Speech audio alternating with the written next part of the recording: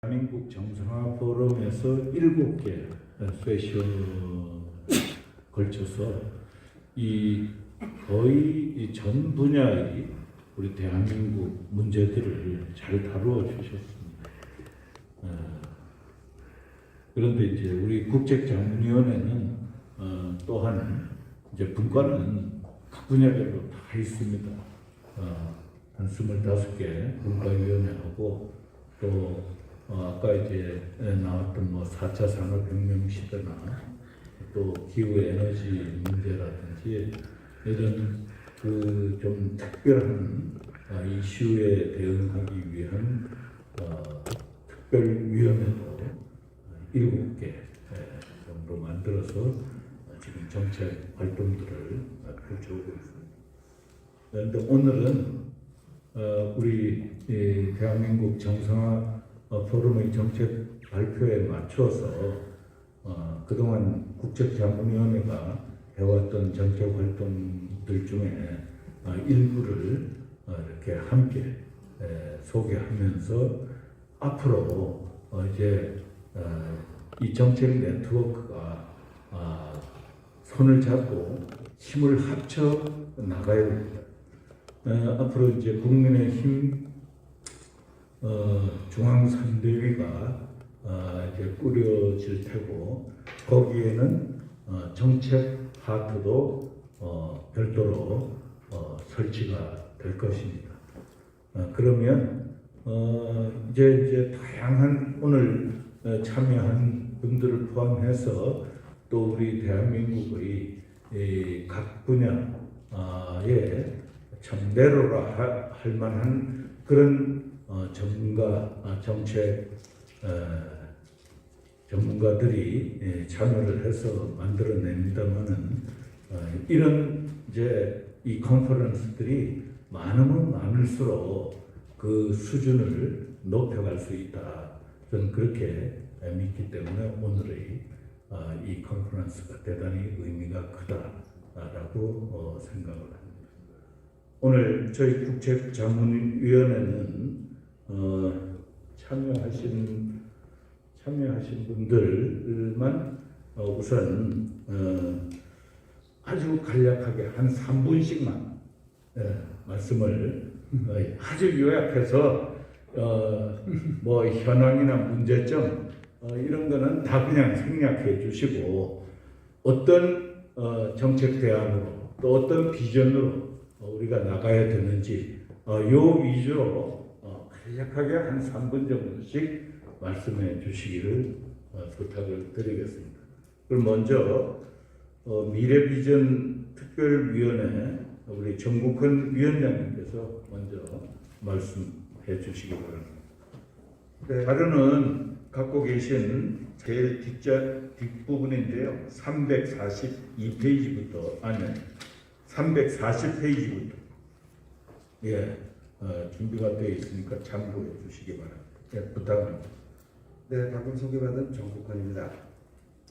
제가 이 자료를 처음 의뢰받은 게 한 2주쯤 전입니다. 그렇기 때문에 그때 제가 이걸 완성했기 때문에 지금 배설구가 결정되고 난 이후에 조금 어떤 변화가 있을 것 같기도 하고 하여간 그 당시에 제가 소위 말해서 백지 상태에서 이걸 만들었기 때문에 이거 자체 내용이 맞을 수도 있고 틀릴 수도 있고 그래서 일단 하여간 업앤다운으로 저희가 만들었는데 제가 기본적으로 출발점은 타블라라고 해서 그냥 백지 상태에서 만든 겁니다. 그렇기 때문에 제가 이것이 앞으로 어떻게 반영이 될지에 대해서는 제가 잘 모르겠습니다. 일단 제가 생각하는 관점에서 여태까지 보게 될 때 이것이 앞으로 이제 국민의힘의 슬로건이라든 이런데 쪽에도 도움이 됐으면 하는 바람으로 제가 만들었습니다. 그래서 제가 처음에 슬로건을 만든 것은 이미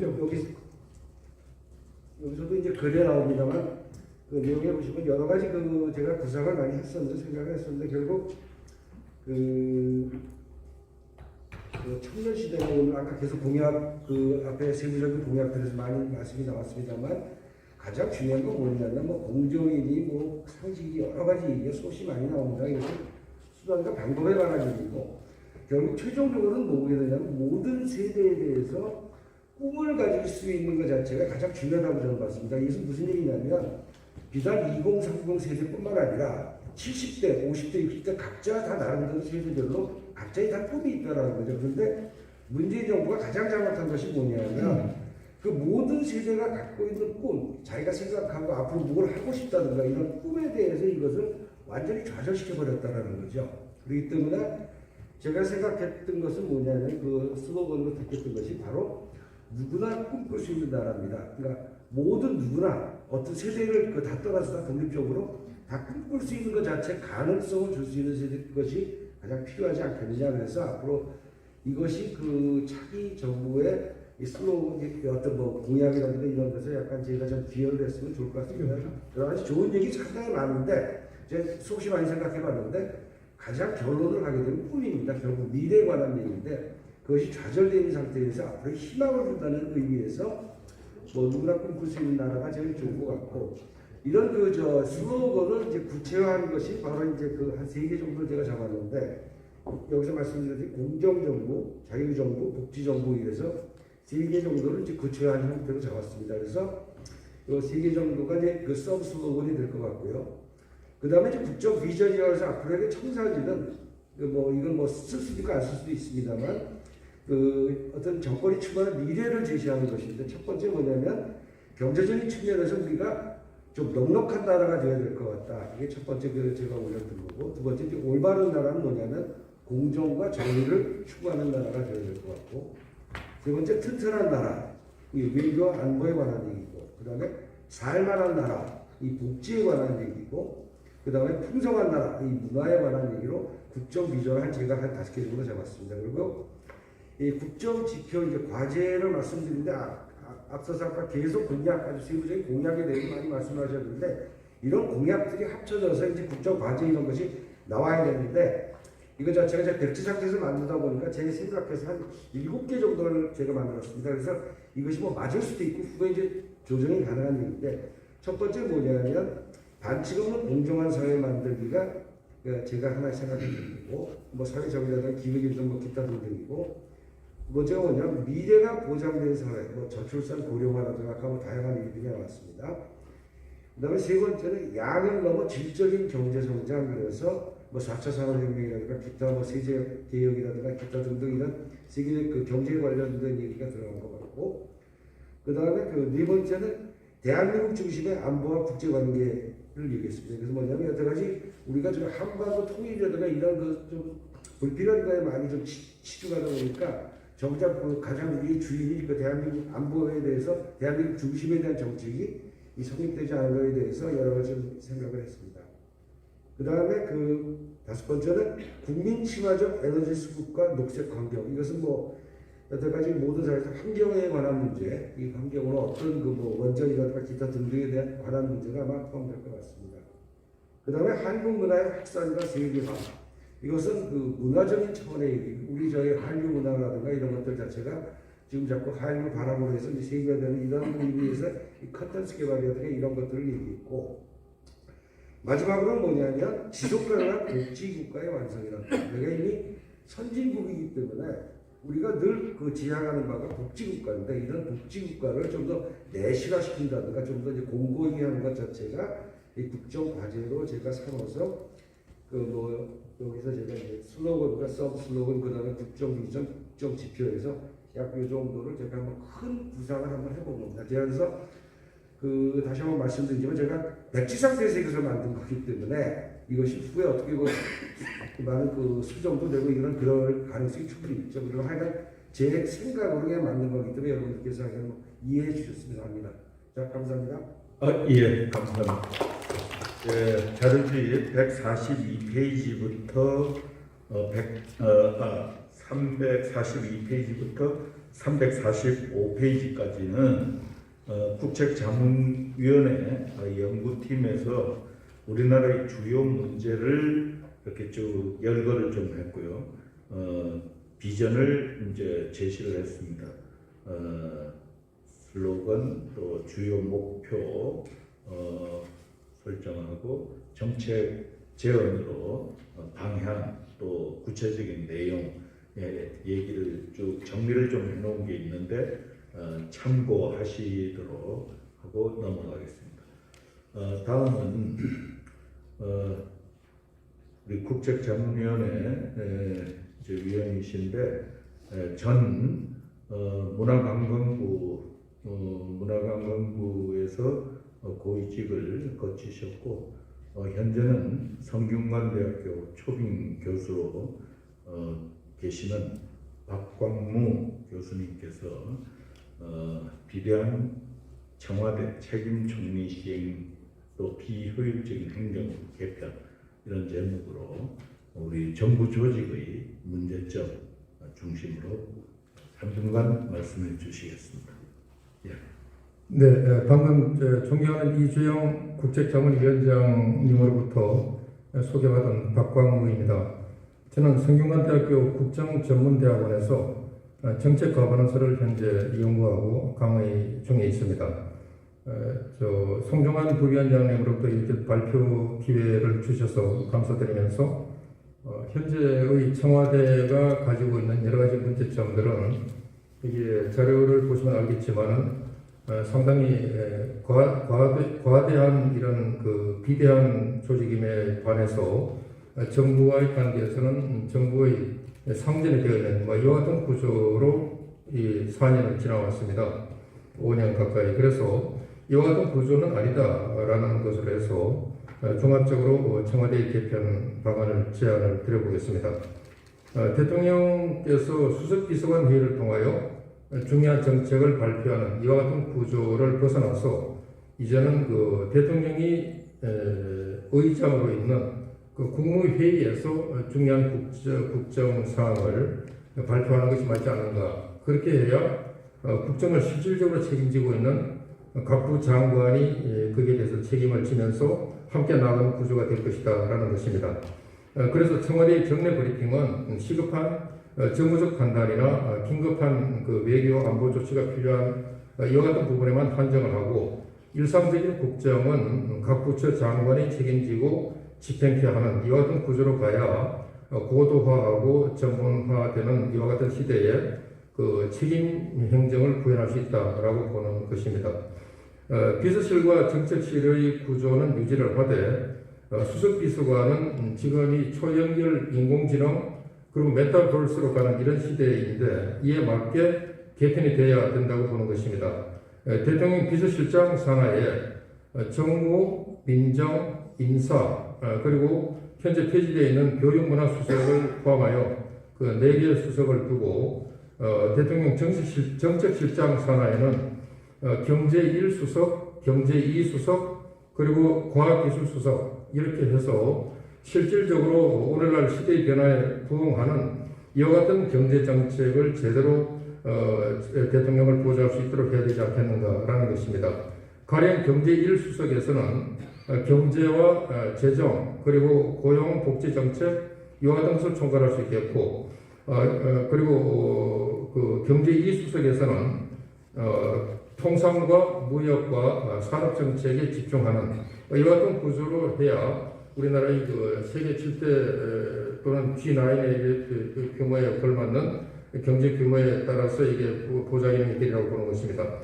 그리고 과학기술수석을 두어야 된다고 봅니다. 왜냐하면 이것이 그 급변하는 그 첨단 기술 환경과 그 미래형 일자리 대책을 포함해서 실질적으로 지금 청년 MZ세대가 원하는 좋은 양질의 일자리를 개발하고 이것이 또 함께 나아갈 수 있는 이와 같은 구조로 갈 수 있겠다라고 봅니다.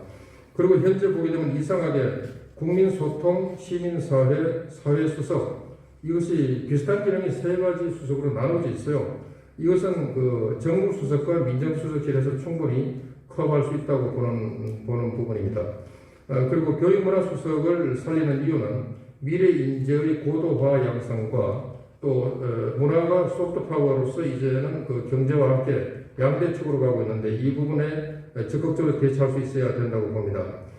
대통령 경호처와 국가안보실은 첨단 기술과 우주 시대의 전개에 대비해서 미래형 시스템으로 전면 검토해서 필요한 개편을 단행해야 할 것입니다. 특히 국가안보실 조직과 기능이 박근혜 정부 대비 정확히 2배가 정원이 늘어났습니다. 그러나 이것이 숫자 문제가 아니라 초연결 우주 시대에 그리고 대한민국의 현재 군사력 수준에 맞게 조직과 운영을 개편할 필요가 있다고 봅니다. 행정부 개편 방향을 말씀드리겠습니다. 국무총리는 대독총리 또는 대행총리에서 국정의 일정한 책임과 권한을 실질적으로 행사하는 책임총리로 가야 할 것입니다. 그리고 기획재정부에는 경제와 재정정책을 수립해놓으면 뭐합니까? 국회에서 그냥 다 바꿔버리는데, 그래서 국회가 임의로 변동하지 못하도록 입법으로 이것을 규정을 하고 대통령 경제재정정책위원회를 운영하는 것을 제안을 드립니다. 교육에 있어서는 현재와 같이 대학 교육을 통제하는 방식에서 대학의 자유를 선언해야 되지 않겠는가? 대학의 자율입니다. 왜냐하면 우리나라의 현재의 국민의식 수준이나 또 대학의 고도화와 미래지향적인 것을 봤을 때에 언제까지 정부가 대학을 틀어지고 있는 구조냐, 이건 아니라고 보는 것이죠.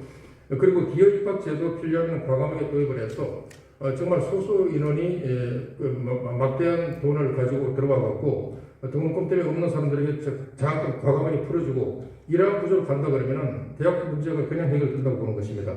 그러나 대학의 평가 제도는 엄정하게 시행을 해서 부실대학을 예방하고 때로는 필요하다면 과감하게 추방도 해야 되는 이런 구조로 가는 필요가 있다고 봅니다.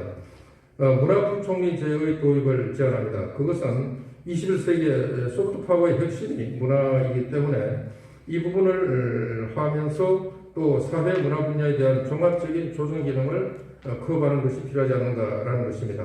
그래서 경제와 문화가 두 개의 수레바퀴로서 균형과 안정감을 가지고 나아가는 것이 우리가 2020년대 이후에 21세기의 우리나라 대한민국의 국정 방향으로 가면 좋겠다라고 판단합니다.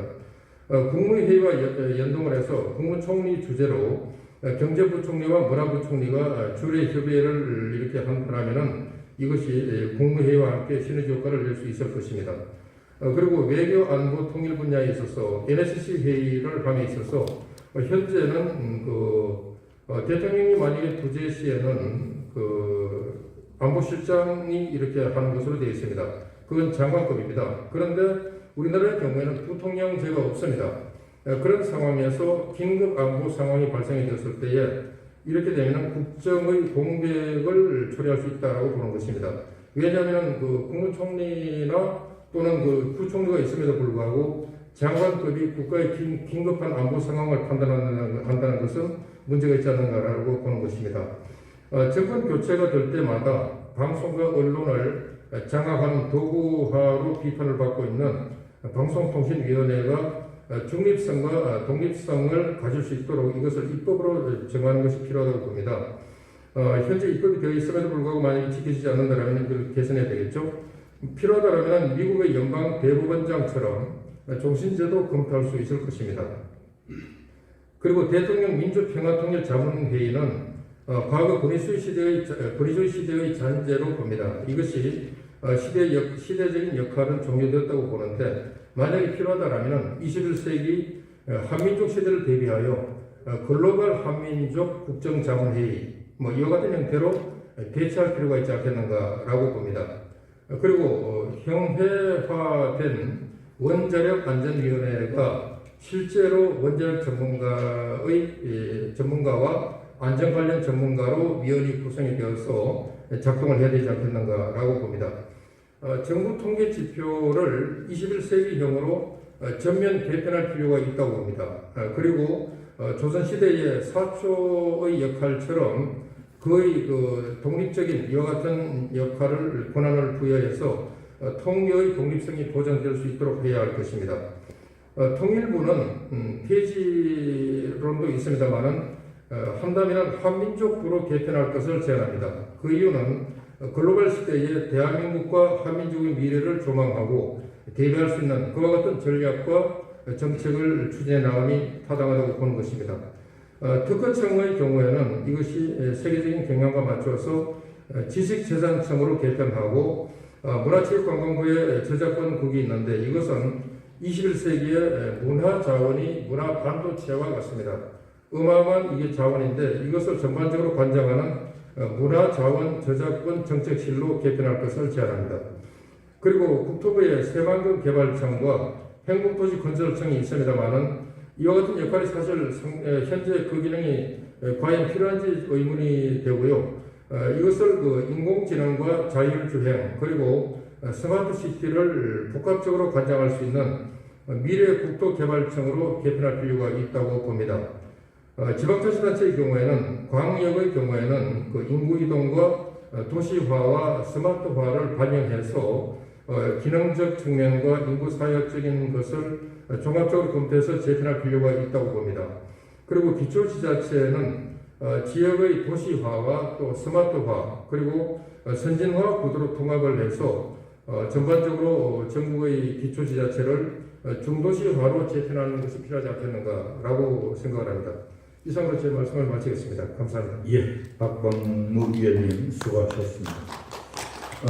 여러분이 보고 계시는 자료집에는 우리 국책자문위원회 재정경제금융분과의 김종석 위원장 또 외교통일분과의 길정우 위원장의 이 토론문이 올라 있습니다. 일자리 중심 성장 또 성장의 과실이 골고루 배분되는 따뜻한 시장 경제, 창의와 도전 기회가 가득한 기업 생태계 조성, 또 내실 있고 신뢰 외교, 평화 공존에서 시작하는 분단 해소 등 잘 있는데 이 부분들은 오늘 발제자의 특별한 개인 사정으로 참석을 못하셨기 때문에 자료집을 참고해 주시기 바랍니다. 다음은 우리 국책자문위원회 수석 부위원장이십니다. 과거 정부에서 청와대, 외교부, 국정원에서 일을 많이 해오셨고 마지막 파키스탄 주 파키스탄 대사를 역임하셨던 우리 송종환 수석 부위원장님으로부터 이 대북 문제 또 북한 핵 문제를 중심으로 해서 말씀을 해주시겠습니다. 방금 소개받은 송종환입니다. 제가 이 북한 문제, 유엔 문제, 핵 문제 이거 공부한 지가 한 50년 됐습니다. 26살 때 평양 남북대학 갔었는데 그러고 지금 이제 50년 된 겁니다. 북한은 1992년부터 2019년까지 27년간 이 한국, IEA, 또 미국 국자회담 등을 하면서 핵을 개발해서 6번 실험했어요. 그리고는 2018년에 이 완성했다고 선포했어요. 그 다음부터는 지금 그 핵 폐기 문제에서 절대 응하지 않는다는 거죠. 그나마 지난번 이 트럼프 대통령하고 대화를 하면서 북한이 생각하는 비핵화가 북한 핵 폐기를 안 한다는 걸 분명히 밝혔어요. 주한미군 철수하면 생각할 수 있다 이거예요. 근데 그동안 우리 정부는 계속 2번이나 2018년 4월 27일 회담하고 나서 그 다음날 김정은이가 1년 이후에 한다고 신문을 크게 냈어요. 그 다음에 또 정의용 실장을 또 만나가지고는 북한이 트럼프 행정부 끝나는 2021년 금년이죠. 1월 21일 전에 핵 폐기한다고 했어요. 이게 다 거짓말이에요. 그래서 지금 이제 우리가 제가 정책 제안하고자 하는 것은 이 트럼프와 문재인 대통령이 북한과 대화를 하면서 북한에 대한 대북 제재가 없어져 버렸어요. 이걸 빨리 복원시켜야 된다. 이게 첫 번째. 그 다음에는 이제 우리가 북한 핵무기에 대해서 우리가 근본적으로 대처를 해야 된다는 거예요. 제가 이제 이게 생각한 건 뭐냐면 한스 몰겐소라고 하는 국제정치학자가 있는데 이 사람이 쓴 책에 의하면 이렇습니다.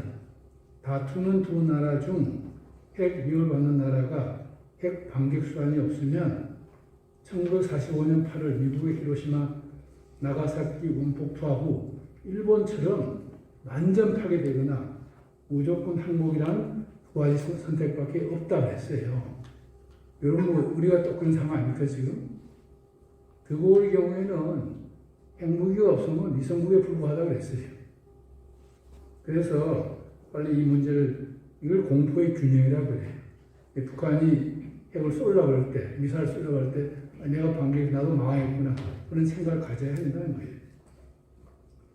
우리 정부가 나름 그 2019년 5월 3일 박근혜 정부 때 북한의 핵실험 6번째 매진했을 때 우리 지금 국방부가 삼축 타격 체제라는 걸 만들어낸 게 있어요.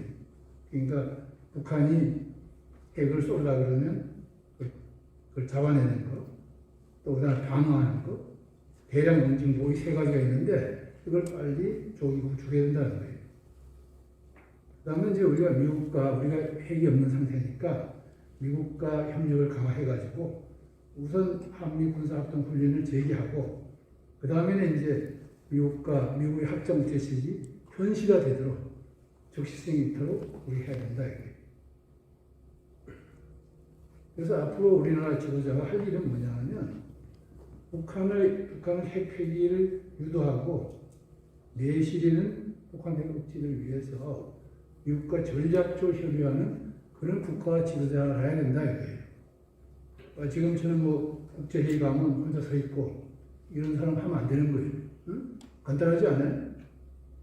그래서 세 가지가 방안을 제시했어요 제가. 북한이 핵에 응하지 않으면 미국이 전술핵을 재배치한다. 나토식 전술핵무기를 공유한다. 미국의 양해 아래 북한이 핵 폐기하면 한국도 핵무장한다. 그러나 북한이 핵 폐기하면 우리 중단한다는 거죠. 세 가지의 제시를 우리 앞으로 대통령 되는 사람이 그런 걸 해야 된다. 그죠? 그럼 이거는 이제 문제는 이 정책이 미국의 정책과 맞지 않아요. 미국은 NPT 체제를 유지하려고 하니까. 근데 이걸 미국한테 설명을 할 수 있어요. 그렇게 설명할 수 있는 논리가 제가 7가지를 제시했어요. 북한이 남북한 간 대화와 미북한 간 대화의 진정은 나올 가능성이 있다는 거예요. 우리가 핵을 가진다. 그런 절차를 취하면. 그 다음에 한국과 일본의 핵무장에 민감한 중국이 북한 핵 폐기에 적극적 역할을 할 가능성이 있는 거예요. 또 하나는 제가 근무했던 파키스탄을 중심으로 생각해 보면 우선 중국과 인도 간에는 여러분 가끔 신문에 볼 겁니다. 이 총을 안 쏘고 몽둥이로 싸워요. 그리고 10km 왔다 갔다 하기도 하고요. 또 인도 파키스탄도 마찬가지예요. 국경이 있는데도 그렇게 10km 와서 비행기도 오기도 하고요. 전투를 합니다. 그런데 큰 전쟁이 일어나지 않는 것은 뭐냐 하면 양쪽이 다 중국, 인도, 파키스탄 다 핵이 있는 거예요. 만일에 우리가 핵이 있다 그러면 북한이 연평도가 무슨 이상한 짓을 안 할 거예요. 그 다음에 이제 한국의 핵무장은 미, 중국 간 평화경쟁 시대에 중국의 주한미군 타격을 억제할 가능성이 있는 거예요. 또 북한이 미국 본토를 공격한다는 것도 억제할 수 있는 거예요. 최악의 경우에 미국이 대북 군사 옵션을 취할 경우 그런 미국이 직접 하는 것보다는 우리한테 핵을 주어서 하는 것이 더 경제적이다 이거예요. 또 하나는 뭐냐 하면 여러분 지금도 세상에 자꾸 북한이 대화에 나오도록 당근을 줘야 된다고 예측하는 거예요. 북한 당근 줘서 대화 나오지 않아요. 옛날 72년도 그렇고 처음 남북 대화할 때 2000년 김대중 정부 할 때도 북한의 경제적 어려움이 있어 나온 거예요. 또 5억 불 주지 않았습니까? 1992년 남북한 총리회담 때는 동그라프와 무너지니까 나온 거예요. 지난 2018년에는 어떻게 했어요? 김정일이 나온 거예요. 트럼프 대통령이 이 경쟁 공갈을 쳤잖아요. 그래서 나오는 거예요. 북한을 다루는 방법은 이렇게 흥정하는 방식을 하면 안 되고 이건 북한은 협상이 뭐냐 하면 전쟁에서 이기지 못하는 것을 말로 이긴다는 것이 북한의 주장수예요. 이게 말로 해서 안 된다는 거예요. 감사합니다. 예.